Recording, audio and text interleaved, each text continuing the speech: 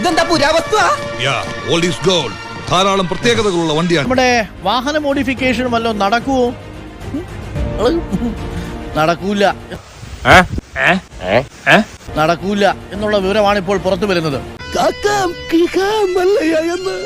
തൊണ്ട പൊട്ടുമാറുച്ചത്തിൽ വിളിച്ചു പറഞ്ഞാൽ ഞങ്ങളോടത് വേണ്ടായിരുന്നു മല്ലയ്യ. പാളുന്നു മുഖ്യമന്ത്രിയുടെ വാഹന മോഡിഫിക്കേഷൻ ഗ്യാരണ്ടി പാളുന്നു. വെറും വാഗ്ദാനം കിട്ടുകയില്ല, അതുകൂടെ മനസ്സിലായില്ല.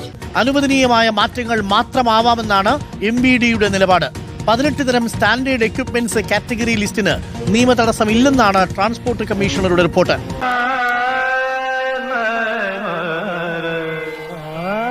ഗതാഗത കമ്മീഷണർ റിപ്പോർട്ട് മുഖ്യമന്ത്രിക്ക് കൈമാറും. സീറ്റ് കവറുകൾ, ഫ്ലോർ മാറ്റുകൾ, സ്റ്റിയറിംഗ് വീൽ കവറുകൾ, ക്രോം ഗാർണിഷ് തുടങ്ങി 18 തരം മോഡിഫിക്കേഷനുകൾ മാത്രമാണ് മുൻകൂർ അനുമതി ഇല്ലാതെ വരുത്താനാവുക എന്നാണ് റിപ്പോർട്ടിൽ പറയുന്നത്. ഇതൊക്കെ വെറും തമാശ പരിപാടികളാണ്, പക്ഷെ ഞങ്ങളുടെ മനസ്സിലുള്ളത് വലിയ വലിയ കണ്ടുപിടുത്തങ്ങളാണ് പറയുക. പ്രത്യേക അനുമതി തേടി വരുത്താവുന്ന മോഡിഫിക്കേഷനുകളും റിപ്പോർട്ടിൽ പരാമർശിക്കുന്നുണ്ട്. റിപ്പോർട്ട് മുഖ്യമന്ത്രി പരിശോധിച്ച ശേഷമായിരിക്കും അന്തിമ തീരുമാനം. ഇങ്ങനെയൊന്നും നീ എന്നോട് പറയരുത്. ഒരുപാട് വിഷമുണ്ടാക്കുന്ന കാര്യങ്ങൾ. 18 തരം മാറ്റങ്ങൾക്ക് മാത്രമാണ് അനുമതിയുള്ളത്. ഈ മാറ്റങ്ങൾ നേരത്തെ മുതൽ തന്നെ സംസ്ഥാനത്ത് നിലവിലുള്ളതാണ്. അതായത് വിചാരിക്കും ഇപ്പം നടക്കും, പക്ഷെ ഒന്നും നടക്കില്ല. നമ്മളൊരു വാഹനം വാങ്ങുമ്പോൾ അതിൽ സ്റ്റാൻഡേർഡായി മാറ്റം വരുത്താൻ കഴിയുന്ന സാധനങ്ങൾ, പ്രത്യേകിച്ച് സീറ്റ് കവറുകൾ വാങ്ങിയിടുന്നത്, ഈ സ്റ്റിയറിംഗ് വീലിന് ഒരു കവർ മേടിച്ചിടുന്നത്, അങ്ങനെയുള്ള തരത്തിലുള്ള സാധനങ്ങൾ, ഫ്ലോർ മാറ്റ് അടക്കമുള്ള സാധനങ്ങൾക്കാണ് ഈ ഒരു മാറ്റം അനുവദിക്കുന്നത്. അത് നേരത്തെ മുതൽ തന്നെ ഉള്ളതാണ്.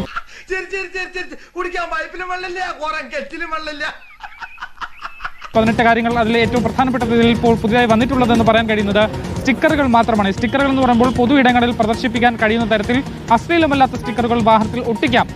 നീ ആ കൈങ്ങട് തന്നെ ഒന്നിനും പ്രതികരിക്കാത്തതിന് 100-ൽ 100 മാർക്കാ നിനക്ക്. നീ ഗാന്ധിജിയാടാ. ആശ്വാസകരമായി വാഹനപ്രേമികൾക്ക് ആഘോഷമാക്കേണ്ട തരത്തിലുള്ള യാതൊരു വിധത്തിലുമുള്ള പ്രഖ്യാപനവും ഉണ്ടാകാനുള്ള സാധ്യതയില്ല എന്നുള്ളതാണ്. കാരണം സീറ്റ് കവറുകൾ അടക്കമുള്ളവ മാറ്റാനായി പ്രത്യേകം നമുക്ക് ആരുടെ ആവശ്യം വേണ്ട. ഈ തുളയിൽ കൂടി കാലിട്ട് എണീറ്റ് നിന്ന് വണ്ടി തള്ളണം. വണ്ടി തള്ളാൻ വേറൊരു തന്റെ സഹായം വേണ്ട.